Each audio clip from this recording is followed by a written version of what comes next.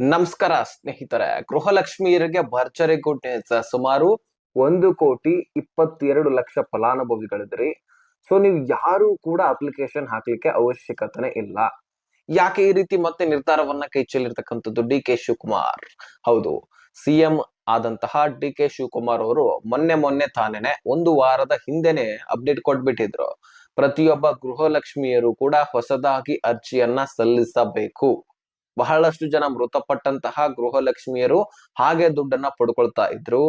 ಎರಡೆರಡು ಮೂರ್ ration card ಗಳನ್ನ ಹೊಂದಿರತಕ್ಕಂತಹ ಫಲಾನುಭವಿಗಳು ದುಡ್ಡು ಪಡ್ಕೊಳ್ತಾ ಇದ್ರು, ಅಂದ್ರೆ ಒಂದೇ ಮನೆಯಲ್ಲಿ. ಸೊ ಇಂತಹ ಎಲ್ಲ ನಿರ್ಧಾರಗಳಿಂದಾಗಿ ಸರ್ಕಾರ ದೊಡ್ಡದಾದಂತಹ ನಿರ್ಧಾರ ತೆಗೆದುಕೊಂಡು ಎಲ್ಲ ಗೃಹಲಕ್ಷ್ಮಿಯರು ಅಪ್ಲೈ ಮಾಡಬೇಕು. ಜೊತೆಗೆ ಜ್ಯೋತಿ ಯೋಜನೆಯಲ್ಲಿ ಕೂಡ ಹೊಸದಾಗಿ ಬದಲಾವಣೆ ಮಾಡಿದ್ರು. ಅಲ್ಲಿ ಕೂಡ ನೀವು ಅಪ್ಲಿಕೇಶನ್ ಹಾಕ್ಬೇಕಂತ ತಿಳಿಸಿದ್ರು. ಆದ್ರೆ ಈಗ ಆ ನಿರ್ಧಾರವನ್ನ ಕೈ ಚೆಲ್ಬಿಟ್ಟಿದ್ದಾರೆ. ಸೊ ಮತ್ತೆ ನೀವು ಅಪ್ಲಿಕೇಶನ್ ಹಾಕಬಾರದಂತೆ. ಆದ್ರೆ ಅದರ ಬದಲಾಗಿ ಬೇರೆ ಒಂದು ದೊಡ್ಡ ಬದಲಾವಣೆ ಆಗಿದೆ. ಸೊ ಅದು ಒಂದ್ ಕಡೆ ನೋಡಿದ್ರೆ ಅಪ್ಲಿಕೇಶನ್ ಹಾಕ್ಲಿಕ್ಕೆ ಗುಡ್ ನ್ಯೂಸ್, ಹಾಕಬಾರ್ದಂತ ಹೇಳಿದ್ದಾರೆ. ಆದ್ರೆ ಇನ್ನೊಂದು ಕಡೆ ಶಾಕಿಂಗ್ ನ್ಯೂಸ್ ಅಂತಾನು ಕೂಡ ಹೇಳ್ಬಹುದು. ಒಟ್ಟಾರೆಯಾಗಿ ಸರ್ಕಾರಕ್ಕೆ ಏನ್ ಇನ್ಫಾರ್ಮೇಶನ್ ಬೇಕಾಗಿತ್ತೋ ಅದನ್ನ ನಿಮ್ಮಿಂದ ಕಲೆಕ್ಟ್ ಮಾಡ್ಕೊಳ್ಳುತ್ತೆ ಅಂತ ನೇರವಾಗಿ ಹೇಳ್ತಾ ಇಲ್ಲ. ಹಿಂದಿನ ದಿನದಲ್ಲಿ ಕೂಡ ನಿಮಗೆ ಒಂದು UHID ನಂಬರ್ ಅನ್ನ ಜನರೇಟ್ ಮಾಡಿ ನಿಮ್ಮ ಮನೆ ಬಾಗಿಲಿಗೆ ಅಂಟಿಸಿದ್ರು ಸ್ಟಿಕರ್. ಸೊ ಅವಾಗ ಪ್ರಶ್ನೆಗಳನ್ನ ಕೂಡ ಕೇಳಿದ್ರು. ವೋಟರ್ ID, ನಿಮ್ಮ ಮನೆಯಲ್ಲಿರ್ತಕ್ಕಂತಹ ರೇಷನ್ ಕಾರ್ಡು, ಅದೇ ರೀತಿಯಾಗಿ ಆಧಾರ್ ಕಾರ್ಡು, ಇದರ ಬಗ್ಗೆ ತೆಗೆದುಕೊಂಡು ಪ್ರಶ್ನೆಗಳನ್ನ ಕೇಳಿದ್ರು. ಆ ಪ್ರಶ್ನೆಗಳೇನು, ಮತ್ತೆ ಈಗ ಸದ್ಯಕ್ಕೆ ಯಾವ ನಿರ್ಧಾರವನ್ನ ತೆಗೆದುಕೊಂಡಿದ್ದಾರೆ, ಬದಲಾವಣೆ ಏನೇನ್ ಆಗಿದೆ, ಅದ್ರೆಲ್ಲದರ ಬಗ್ಗೆ ಚರ್ಚೆ ಮಾಡೋಣ. ಸೊ ಬಹಳ ಇಂಪಾರ್ಟೆಂಟ್ ಮಾಹಿತಿ. ಮುಂದಿನ ದಿನದಲ್ಲಿ ಎಲೆಕ್ಷನ್ ಹೇಗೆ ಸಮೀಪ ಬರುತ್ತೋ ಹಾಗೆ ದುಡ್ಡು ಹೆಚ್ಚಾಗ್ತಾ ಹೋಗುತ್ತೆ. ಪ್ರತಿಯೊಂದು ಕಂತುಗಳನ್ನ ಕ್ಲಿಯರ್ ಮಾಡ್ತಾ ಬರ್ತಾರೆ. ಅದಕ್ಕಾಗಿ ನೀವು ಅರ್ಜಿಯನ್ನ ಸಲ್ಲಿಸು ಅವಶ್ಯಕತೆ ಇಲ್ಲ. ಆದ್ರೆ ಎಲಿಜಿಬಿಲಿಟಿ ಉಳಿಸ್ಕೊಳ್ಳೋದು, ಅರ್ಹತೆಯನ್ನ ಉಳಿಸ್ಕೊಳ್ಳುವಂತಹ ಅವಶ್ಯಕತೆ ಬಹಳಷ್ಟು ಇದೆ. ಮುಂದಿನ ದಿನದಲ್ಲಿ 20,000 ರಿಂದ 30,000 ದುಡ್ಡು ಜಮಾ ಆಗೋದು ಸಾಧ್ಯ ಇದೆ. ಸೊ ಹಾಗಾಗಿ ಎಲ್ಲ ದುಡ್ಡನ್ನ ಪಡ್ಕೊಳ್ಬೇಕಂದ್ರೆ ನೀವು ಅರ್ಹತೆ ಉಳಿಸ್ಕೊಳ್ಬೇಕು. ಬನ್ನಿ ಇದ್ರ ಬಗ್ಗೆ ಕಂಪ್ಲೀಟ್ ಆದಂತಹ ಮಾಹಿತಿಯನ್ನ ತಿಳಿತಾ ಹೋಗೋಣ. ಸ್ನೇಹಿತರೆ, ಈಗ ಡಿ ಕೆ ಶಿವಕುಮಾರ್ ಅವರು ಸಿಎಂ ಆದ ಬಳಿಕ ಎಲ್ಲ ಯೋಜನೆಗಳಲ್ಲಿ ಬದಲಾವಣೆ ತರ್ತಿದ್ದಾರೆ. ಆದ್ರೆ ಈಗ ಗೃಹಲಕ್ಷ್ಮಿ ಯೋಜನೆಯಲ್ಲಿ ಅಂತೂ ದೊಡ್ಡ ಬದಲಾವಣೆ ತಂದಿದ್ರು. ಒಂದೇ ಯೋಜನೆಯಲ್ಲಿ ಎರಡೆರಡು ಸಾರಿ ಅಪ್ಲಿಕೇಶನ್ ಹಾಕ್ಬೇಕು ಅಂತ ತಿಳಿಸಿರ್ತಕ್ಕಂತಹ ಯಾವ್ದಾದ್ರು ಯೋಜನೆ ಇದ್ರೆ ಅದು ಗೃಹಲಕ್ಷ್ಮಿ ಯೋಜನೆ, ಮತ್ತು ಇಡೀ ದೇಶದಾದಂತಹ ಸದ್ದು ಮಾಡ್ತಕ್ಕಂತಹ ಒಂದು ಯೋಜನೆ. ಆದ್ರೆ ಈ ಗೃಹಲಕ್ಷ್ಮಿ ಯೋಜನೆಯಲ್ಲಿ ಸಾಕಷ್ಟು ಈಗಾಗಲೇ ನೂರಾರು ಕೋಟಿ ಗಟ್ಟಲೆ ವಂಚನೆ ಆಗ್ಬಿಟ್ಟಿದೆ ಸರ್ಕಾರಕ್ಕೆ. ಸರ್ಕಾರ ಇನ್ಯಾರಿಗೋ ವಂಚನೆ ಮಾಡಿದ್ರೆ ಸರ್ಕಾರಕ್ಕೆನೆ ಜನರ ವಂಚನೆ ಮಾಡಿಬಿಟ್ರು. ಇಲ್ಲಿ ಸಾಕಷ್ಟು ನಷ್ಟವನ್ನ ಭರಿಸ್ತಾ ಇದೆ. ಸೊ ಇಂತಹ ಸನ್ನಿವೇಶದಲ್ಲಿ ಅಪ್ಲಿಕೇಶನ್ ಹಾಕ್ಬೇಕಂತ ಹೇಳಿದ್ರು ಆ ನಿರ್ಧಾರವನ್ನ ಮತ್ತೆ ವಾಪಸ್ ತೆಗೆದುಕೊಳ್ತಾರಂದ್ರೆ ಇದಕ್ಕೆ ಏನಾದ್ರೂ ಕಾರಣ ಇದ್ದೇ ಇರತ್ತೆ. ಸುಮ್ನೆ ವಾಪಸ್ ತೆಗೆದುಕೊಳ್ಳೋದಿಲ್ಲ. ಹಾಗಾದ್ರೆ ಆ ಕಾರಣವನ್ನ ಬಿಡಿಸಿ ಹೇಳುವಂತಹ ಪ್ರಯತ್ನ ಮಾಡ್ತೀನಿ, ಕೇಳಿಸ್ತಾ ಹೋಗಿ. ಸ್ನೇಹಿತರೆ, ಈ ಗೃಹಲಕ್ಷ್ಮಿ ಯೋಜನೆಯಲ್ಲಿ ಇನ್ನು ಬರ್ಬೇಕಾಗಿರ್ತಕ್ಕಂತಹ ಕಂತುಗಳು ಮತ್ತು ಬಿಡುಗಡೆ ಈಗ ಸದ್ಯಕ್ಕೆ ಆಗ್ತಕ್ಕಂತಹ ಕಂತುಗಳು ಯಾವ ದಿನಾಂಕದಂದು ಪ್ರಾರಂಭವಾಗುತ್ತೆ ಅದನ್ನ ನಾವು ಕೊನೆಯದಾಗಿ ನೋಡೋಣ. ಆದ್ರೆ ಈಗ ಬದಲಾವಣೆಯನ್ನ ಗಮನಿಸ್ತಾ ಹೋಗೋಣ.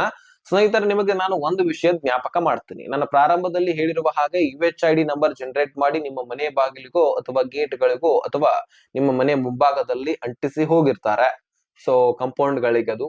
ಆದ್ರೆ ನೀವು ಅದನ್ನ ಗಮನಿಸಿರ್ತೀರಿ ಅಥವಾ ಗಮನಿಸದೇ ಇರ್ತೀರಿ. ಆದ್ರೆ ನಮ್ಮ ಚಾನಲ್ ಅಲ್ಲಂತೂ ಅದ್ರ ಬಗ್ಗೆ ನಾವು ಮಾಹಿತಿ ತಿಳಿಸ್ಕೊಟ್ಟಿದ್ವಿ. ನಿಮ್ಮ ಮನೆ ಬಾಗಿಲಿಗೆ ಬರ್ತಾರೆ, ರೇಷನ್ ಕಾರ್ಡು, ಆಧಾರ್ ಕಾರ್ಡು, ನಿಮ್ಮ ವೋಟರ್ ID, ಈ 3 ಡಾಕ್ಯುಮೆಂಟ್ಸ್ ಗಳನ್ನ ತೆಗೆದುಕೊಳ್ಳಲಾಗತ್ತೆ.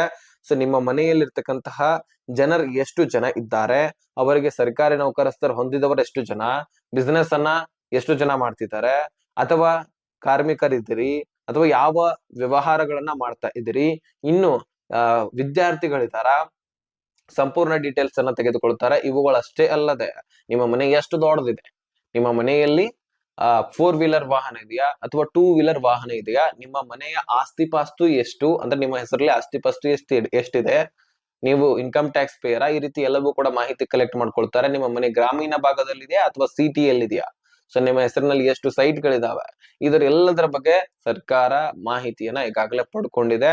ಅದು ಸರಿಯಾದ ಒಂದು ರೀತಿಯಲ್ಲಿ ಆಗಿಲ್ಲ. ಸೊ ಹೀಗಾಗಿ ಸರ್ಕಾರದಿಂದ ಮೃತಪಟ್ಟವರ ಅಕೌಂಟ್ ಗಳಿಗೆ ಹಾಗೆ ದುಡ್ಡು ಹೋಗ್ತಾ ಇದೆ ಅಂದ್ರೆ ಅದು ಸರಿಯಾಗಿ ವೆರಿಫಿಕೇಶನ್ ಆಗಿಲ್ಲ, ಗಣತಿಯ ಕಾರ್ಯ ಮಾತ್ರ ಆಗಿತ್ತು. ಅದಕ್ಕಾಗಿ ಈಗ ಮತ್ತೆ ಅದೇ ಪ್ರಶ್ನೆಗಳನ್ನ ಕೇಳ್ತಾರೆ. ಜೊತೆಗೆ ಈ ಬಾರಿ SIR ಪ್ರಕ್ರಿಯೆ ನಡೀತಾ ಇದೆ. ಚುನಾವಣೆ ಆಯೋಗ SIR ಪ್ರಕ್ರಿಯೆ ಮಾಡ್ತಾ ಇದೆ ಅಲ್ವಾ. ಆ SIR ಪ್ರಕ್ರಿಯೆ ಮಾಡುವಂತಹ ಸಂದರ್ಭದಲ್ಲಿ ಎಷ್ಟು ಜನ ವೋಟರ್ ID ಒಂದು ಏರಿಯಾದ ಹಿಡ್ಕೊಂಡು ಬರ್ತಾರ ಅವ್ರು. ಈ ಒಂದು ಗ್ರಾಮ ಇದೆ ಅಂತ ಅನ್ಕೊಳ್ಳಿ. ಆ ಗ್ರಾಮದಲ್ಲಿ ಎಷ್ಟು ಜನ ಇದ್ದಾರೋ, ಅವರು ಯಾವ ಮನೆಯಲ್ಲಿ ವಾಸವಾಗಿದ್ದಾರೋ, ಅವರು ಈಗ ಎಲಿಜಿಬಿಲಿಟಿನ ಹೊಂದಿದಾರೋ ಇಲ್ವೋ, ಅವರಿಗೆ ರೇಷನ್ ಕಾರ್ಡ್ ಕೊಡ್ಬೇಕೋ ಬೇಡವೋ, ಆ ಒಂದು ಮನೆಯಲ್ಲಿ ಎಷ್ಟು ಜನ ರೇಷನ್ ಕಾರ್ಡ್ ಗಳನ್ನ ಹೊಂದಿದ್ದಾರೆ, ಇದ್ರ ಎಲ್ಲದರ ಬಗ್ಗೆ ಸಂಪೂರ್ಣ ಮಾಹಿತಿಯನ್ನ ಕಲೆಕ್ಟ್ ಮಾಡ್ಕೊಳ್ಳಲಾಗತ್ತೆ. ಈ SIR ಪ್ರಕ್ರಿಯೆಯಲ್ಲಿ ಬರೀ ವೋಟರ್ ID ಮತ್ತು ಅವ್ರು ಬದುಕಿದಾರೋ ಇಲ್ವಾ ಅಂತ ಕನ್ಫರ್ಮೇಶನ್ ಗೋಸ್ಕರ SIR ಪ್ರಕ್ರಿಯೆ ಮತ್ತು ಹೊರದೇಶದವರು ಯಾರು ಅಂದ್ರೆ ಈಗಾಗಲೇ ಬಾಂಗ್ಲಾದೇಶಿಯ ನುಸುಳುಕೋರರು ಈಗಾಗಲೇ ವಿಸಾ ಮಾಡ್ಕೊಂಡು ನಮ್ಮ ದೇಶಕ್ಕೆ ಒಂದು ಅನುಮತಿಯನ್ನ ತೆಗೆದುಕೊಂಡು ಬಂದಿಲ್ಲ ಅವರು. ಸೊ ನುಸುಳುಕೋರರು ಅಂದ್ರೆ ಅರ್ಥ ಆಯ್ತಲ್ವಾ, ಆ ರೀತಿ ಬಂದಿರತಕ್ಕಂಥದ್ದು ಬಾಂಗ್ಲಾ ಹಿಡ್ಕೊಂಡು ಬಾಂಗ್ಲಾದವರು. ಈಗ ಬಂಗಾಳದಲ್ಲಿಂದ ಹೆಚ್ಚಿನ ಜನ ಬಂದಿರ್ತಾರಂತೆ, ಮಾತುಕತೆ ನಡೀತಾ ಇರ್ತಾವ. ಈಗಾಗ್ಲೇ ಬಾಂಗ್ಲಾದಲ್ಲಿ ಬಂಗಾಳದಲ್ಲಿ ಎಲೆಕ್ಷನ್ ಆಯ್ತಲ್ವಾ, ಮಮತಾ ಅವರು ಈಗ ಸೋತು ಬಿಜೆಪಿಯಲ್ಲಿ ಆಡಳಿತಕ್ಕೆ ಬಂದಿದೆ. ಸೊ ಆ ಸಂದರ್ಭದಲ್ಲಿ ಸುಮಾರು 60 ಲಕ್ಷಕ್ಕಿಂತ ಹೆಚ್ಚಿನ ವೋಟರ್ ID ಗಳನ್ನ ಡಿಲೀಟ್ ಮಾಡಲಾಗಿತ್ತು. ಅವರೆಲ್ಲರೂ ಕೂಡ ಬಾಂಗ್ಲಾದೇಶೀಯ ವಲಸಿಗರೇ. ಸೊ ಹಾಗಾಗಿ ಅಲ್ಲಿಂದ ಇಲ್ಲಿ ನಮ್ಮ ರಾಜ್ಯಕ್ಕೂ ಕೂಡ ಬಂದಂತವರು ಬಹಳಷ್ಟು ಜನ ಇದ್ದಾರೆ. ಅಂತವರನ್ನ ಕಂಡು ಹಿಡಿಲಿಕ್ಕೆ ಈ SIR ಪ್ರಕ್ರಿಯೆ ಮುಖ್ಯವಾಗಿ ಮಾಡಲಾಗ್ತಾ ಇದೆ.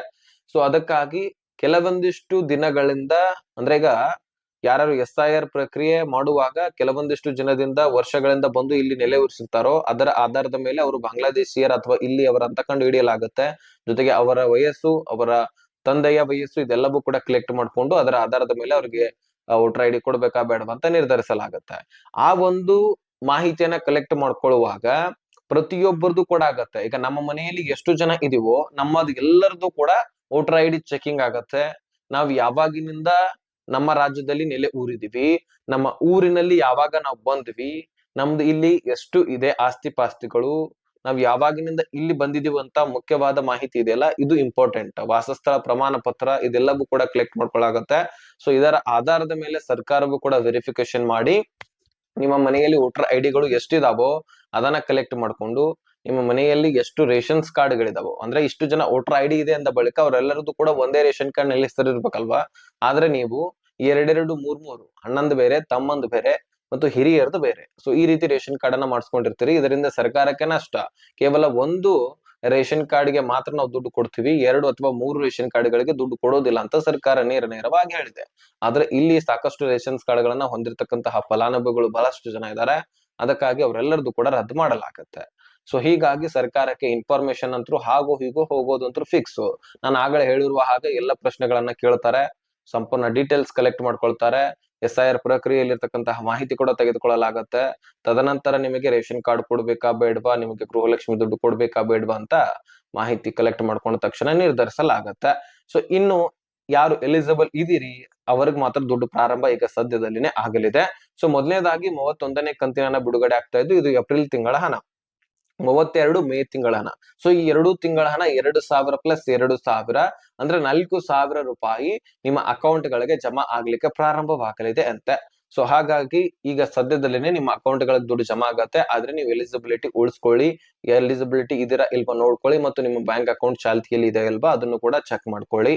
ಸೊ ನಾನು ಹೇಳಿರ್ತಕ್ಕಂತಹ ಮಾಹಿತಿ ಕ್ಲಿಯರಿಫಿಕೇಶನ್ ಸಿಕ್ಕಿದೆ ಅಂತ ಅನ್ಕೊಳ್ತೀನಿ. ನಾನು ಏನಾದ್ರೂ ಮರೆತಿದ್ರೆ ನಿಮ್ಗೆ ಹೇಳುದು, ಅಥವಾ ನಿಮಗೆ ಏನಾದ್ರೂ ಇನ್ನೂ ಹೆಚ್ಚುವರಿ ಮಾಹಿತಿ ಬೇಕಾಗಿದ್ರೆ ಡಿಸ್ಕ್ರಿಪ್ಷನ್ ಅಲ್ಲಿ ಇನ್ಸ್ಟಾಗ್ರಾಮ್ ಲಿಂಕ್ ಇರುತ್ತೆ, ಅಲ್ಲಿಂದ ಮೆಸೇಜ್ ಮಾಡಿ, ನಾನು ಖಂಡಿತವಾಗ್ಲೂ ರಿಪ್ಲೈ ಕೊಡ್ತೀನಿ. ಈ ವಿಷಯವನ್ನ, ಈ ಅಧಿಕೃತ ಮಾಹಿತಿಯನ್ನ ಪ್ರತಿಯೊಬ್ಬ ಗೃಹಲಕ್ಷ್ಮಿಯರಿಗೆ ಶೇರ್ ಮಾಡಿ, ಅವ್ರಿಗೂ ಕೂಡ ಮಾಹಿತಿ ತಿಳಿಲಿ. ರಾಜ್ಯದಲ್ಲಿ 1,22,00,000 ಫಲಾನುಭವಿಗಳಿದ್ದಾರೆ, ಅದು ಕಡಿಮೆ ಆಗ್ತಾ ಬರ್ತಿದೆ. ಸೊ ಹಾಗಾಗಿ ಅವರಿಗೆ ದುಡ್ಡು ಸೇರ್ಬೇಕಂದ್ರೆ ಅವ್ರ ಅರ್ಹತೆ ಉಳಿಸ್ಕೊಳ್ಳೋದು ಅತಿ ಅವಶ್ಯಕ. ಸೊ ಹಾಗಾಗಿ ಈ ಇನ್ಫಾರ್ಮೇಶನ್ ಪ್ರತಿಯೊಬ್ಬರಿಗೂ ಕೂಡ ಶೇರ್ ಮಾಡಿ.